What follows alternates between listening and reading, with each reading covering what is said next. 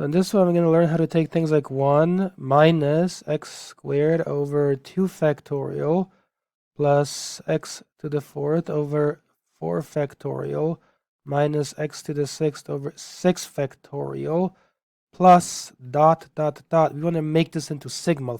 So I'm going to keep this on the screen for reference. Let me just move it aside for a second. So going by this pattern, first of all, this one right here, okay, it seems like it's completely out of the pattern, doesn't it? Because it doesn't have x in it. So how do you make it fit the pattern? So you can do that as follows. Just rewrite that as x to the 0 over 0 factorial this way. And then attach the x squared over the 2 factorial plus the x to the 4th over the 4 factorial minus the x to the 6th over the 6 factorial, and then dot, dot, and dot with the plus. This is allowed because by definition, this quantity 0 factorial is 1, you see? And next to the 0 is 1, so it's 1 over 1, which is 1. But it fits into the pattern better when it's expressed in this form, right? Because it's then x to the 0, x to the 2nd, and so on. So having discussed that, let's rewrite the terms of the expression again. It's really, you can say it's x to the 2 times 0, because that's 0, over 0 factorial. It's really 2 times 0, isn't it?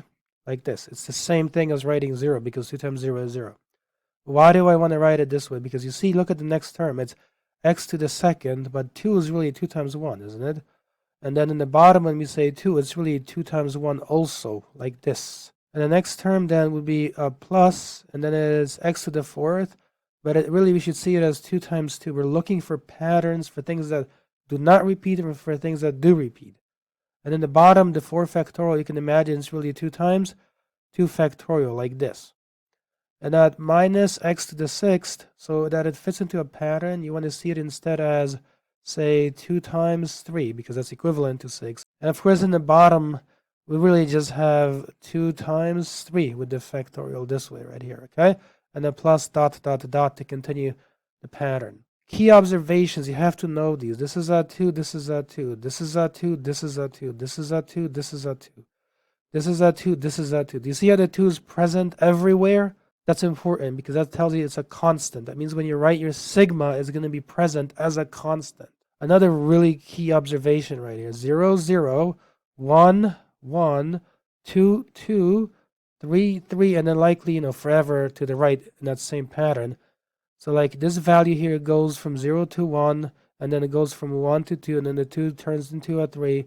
It's the same pattern on the bottom. The 0 becomes a 1, the 1 becomes a 2, and the 2 becomes a 3. So if something is changing, we have to understand that it's represented by a variable. Okay, so let's do this. Again, we want all of this for reference, and now we can write our sigma notation. Hopefully, now that we've done this a bit more meaningfully than we would otherwise. So I'm going to put down a giant sigma symbol right here, and let's think. So again, you're going to put your index variable. So I equals some initial value. What is the initial value? How do you pick it out? So let me stress this. So to pick out that initial value, look at the 0 right there. You see this? So that's the initial value of I. You've got to know that because that means down here, I would be equal to 0. Okay, now look at the nature of the expression in each denominator. It's 2 times 0, 2 times 1, 2 times 2, 2 times 3. So you're going to have a fraction, and you're going to have a 2 constant that doesn't change, and then the number that does change is represented by the index variable. So I, and then the factorial is present in every term, so you enclose within parentheses, and you put the factorial symbol. And then you look at the nature of the numerator. X is present all the way across, and it's 2 times 0, 2 times 1, 2 times 2, 2 times 3. Again, there's a constant of 2 that is present, and the 0, the 1, the 2, the 3 that do change in the numerator in each exponent there, that represents I, right? So you have 2 times I for that reason up there. Now this pattern here continues forever towards positive infinity. So usually for that reason, you just put infinity up here, okay? Now that we have to account for one last thing, which is this existence of this positive, the fact that this is negative, the fact, again, let me stress that this is a positive, the fact that this is a negative, the fact that this is a positive. We have to account for the signs. So we can do that by introducing the following right in front of this. So we have to put a 1 in here, like this.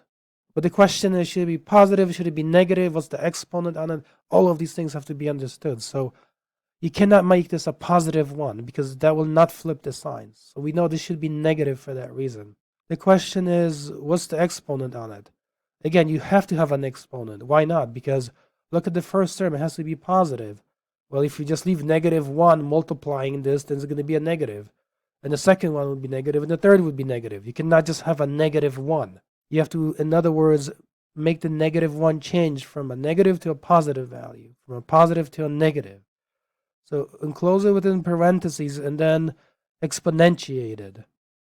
Okay, so the question is, what do you put up there in the exponents now? You have to know that. So if you want to follow the pattern that's applied to the exponent on the x, you can try like a 2i up there. So you really should try that on your piece of paper on your own. But I did try it, and basically what does work is I. Why does that work? Because when I is 0, it's -1 to the 0, which is 1. And when I is 1, you would have -1 to the first, which is -1. And that would account for this negative. And when I is 2, it's -1 squared, which is positive. That would count for this positive. When I is 3, it would be -1 to the third, which is -1. And that would account for this negative. In other words, this is the expression. -1 to the I times x to the 2i over 2i factorial with the limits on I from 0 to positive infinity. Please leave a like if this video has been helpful.